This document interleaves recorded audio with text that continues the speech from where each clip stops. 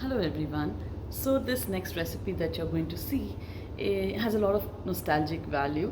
When I used to fly and we used to visit Kolkata very often, we were put up in Taj Bengal and would be given a handsome allowance to spend. But I love shopping and I would explore the gullies and the guchas of Kolkata, and while shopping, if we felt hungry, we would enter any of the small restaurants or dhabas, whatever. I don't know what they're called in Kolkata, but these small restaurants, shack kind of things around the markets. There I found this very amazing mutton recipe called Kosha mangsho. It was like an instant love affair. I tried to ask the waiters or the people around about this recipe, but I wasn't entertained. Till one day, one auntie sitting next to me kind of told me how this is made roughly. Um, I came back and my mom had asked me to cook something for my aunt who was visiting then. So I made this recipe for her and she loved it.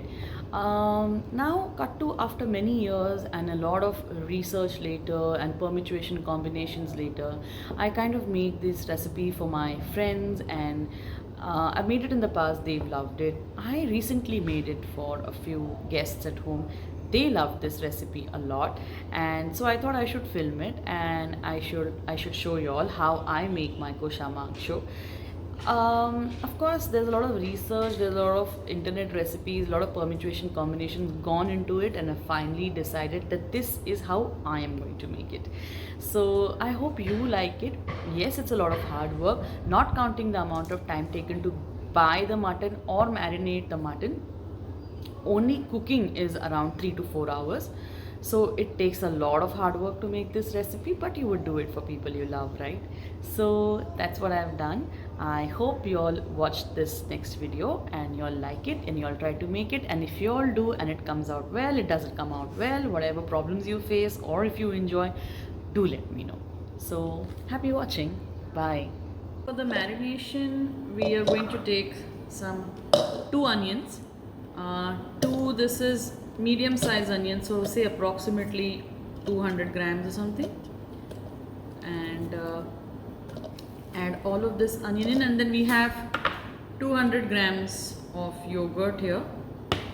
We have some 10 gram, or like say 4 teaspoons of 3 to 4 teaspoons of turmeric powder. Then I have this is 2 cloves of garlic. So I'm going to grind everything together and make it into a paste, and then I'll see you. And I also forgot to mention that we need to add this garam masala, around 2 teaspoons. Now this garam masala, you can use any garam masala, or there is something called shahi garam masala, so you can use that. I've made this at home using mace, cardamom pods, badi elaichi, pepper, cinnamon, cloves. I've combined all this together, but to cut yourself all this hard work, you can just add some garam masala. Especially this comes close to the Badshah biryani masala, honestly speaking. So you could use any kind of garam masala for this. So here I'm busy making the paste. I forgot to mention the garam masala, so we're going to add the garam masala as well. Now this is 2 kgs of meat. I bought a ran, that's a leg piece, and I asked him to cut it curry size for me. So I'm going to add some salt to this mutton for marination. So let me add some salt to this, and then we add our yogurt, onion, garlic, turmeric, and the garam masala paste to this, and we will marinate this overnight. Okay. Now after you've added the marination, before you leave it in the fridge overnight or even 6 to 7 hours, you have to make sure that you massage this meat very, very well with this marination paste. Okay, so massage your meat very well for some time, give it love. So we've taken a pan here and we've put the gas on high. This is around 1/4 cup of mustard oil. I'm going to fry the mustard oil till all the smell goes away. So, which means fry the mustard oil till smoking point. Okay. The oil is nicely heating. We are going to add bay leaves. This is around 5 to 6 bay leaves because it's 2 kgs of mutton. Then we are going to add cinnamon. This is around say 2 to 3 inch cinnamon. Then we are going to add green cardamom. This is around 15 to 16 green cardamom. And then we are going to add cloves again, 15 to 16. Then we are going to add 2 badi elaichi, and we are going to add around 5 to 6 red chilies. And then we will give this a very nice mix. Let it roast in the oil and let the aromas arise. Now that the spices are nicely fried in the oil, we are going to add onions. This is around 6 thinly sliced onions.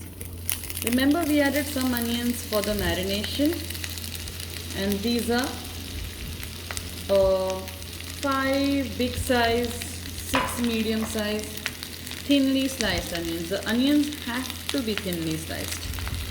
Okay, so here we are. Just fry these onions nicely now.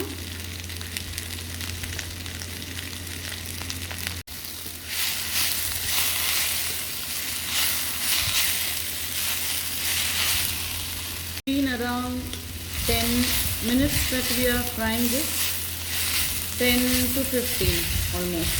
So now we are going to add our ginger, garlic and green chili paste.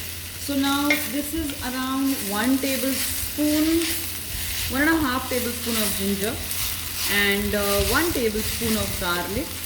Note that ginger is more, and this is around 5 to 6 green chilies. Okay, depends on how spicy your green chilies are. These green chilies were really spicy, so we ground them together and I'm going to add it, and I'm going to fry this onion and the green chili, ginger and garlic till all the raw smell goes away and the onions become even more softer.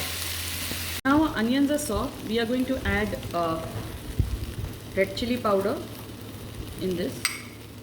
We're going to add dhania powder, that was jeera powder, sorry, and cumin powder. Now, and we are going to give it a nice mix. Now the dhania powder was the cumin powder and the coriander powder and the red chili. So cumin and coriander powder were around say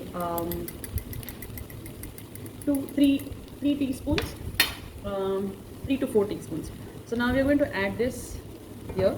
Chili powder again as per your taste, what you can tolerate. You can also mix Kashmiri and the spicy, so you can get a nice color as well as a little spice. So now we're going to mix it again. At this point I'm also going to mix some sugar. This is around 4 teaspoons of sugar for 2 kgs of meat. And I'm also going to add some salt in this. Salt is again as per your taste, but remember we added some salt in the marination. And I'm also going to add some 3 tablespoons of tomato paste at this time. Okay, so that's that, and now we'll give it a nice mix again, and we will again fry this on a high flame till the onions are nice and soft, say like 15 minutes more.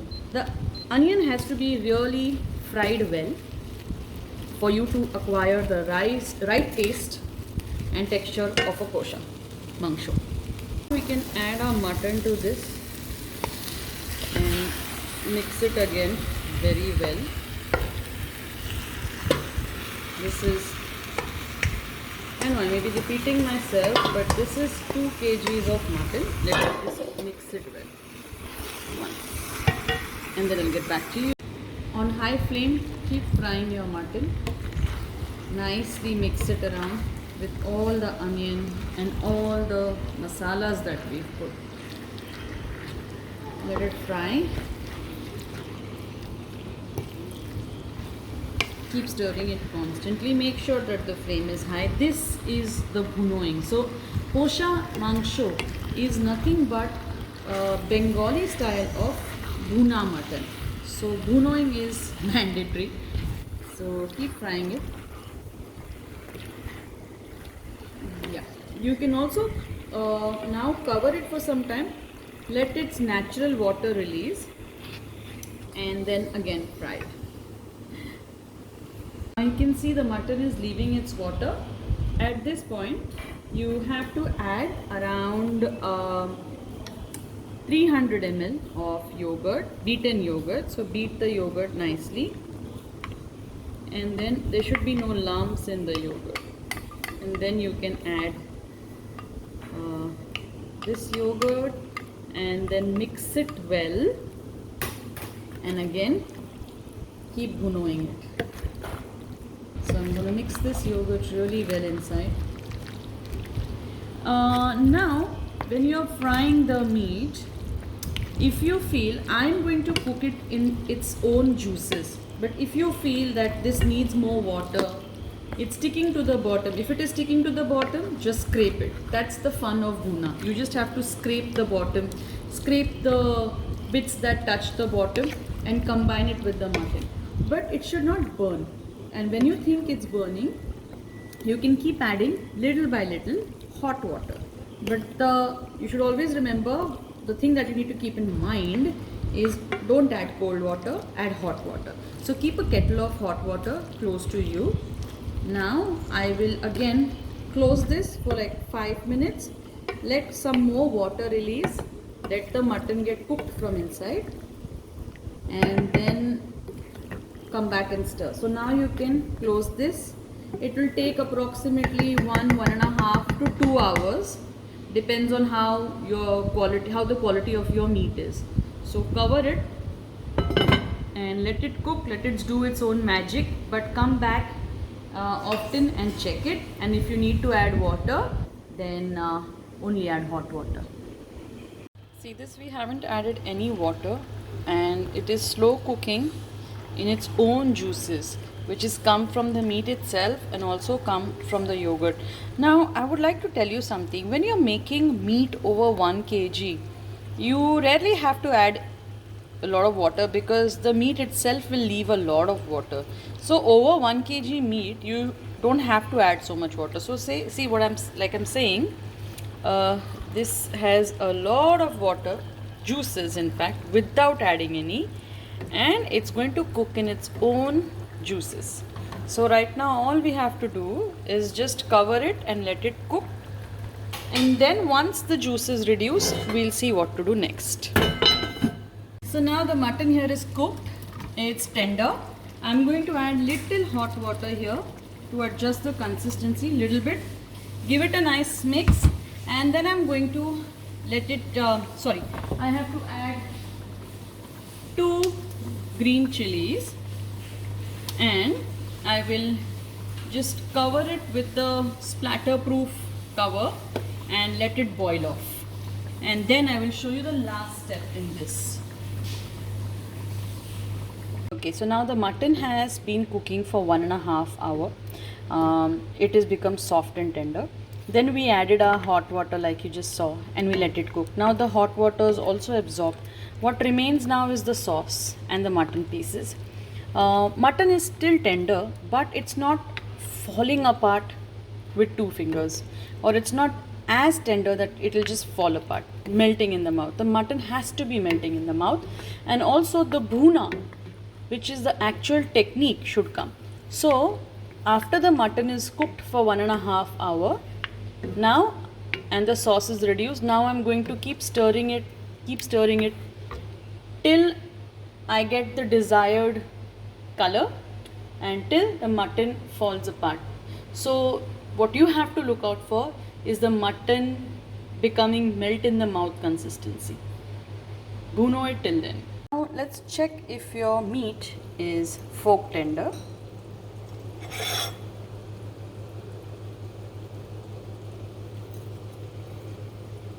Yes, it is nice and tender. Now the last step is to first let me return this back. Now the last step is to add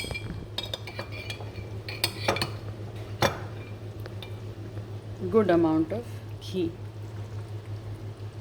to your mutton. I've held the camera in one hand and I'm adding ghee from the other. Good. That's it. This is your kosha mangsho, completely ready. It has taken us,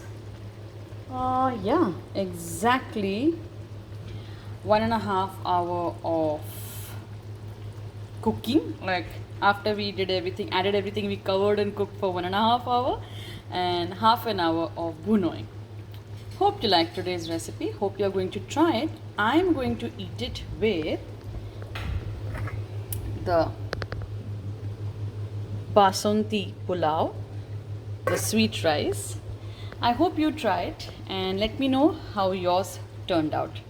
Thank you for watching. Bye.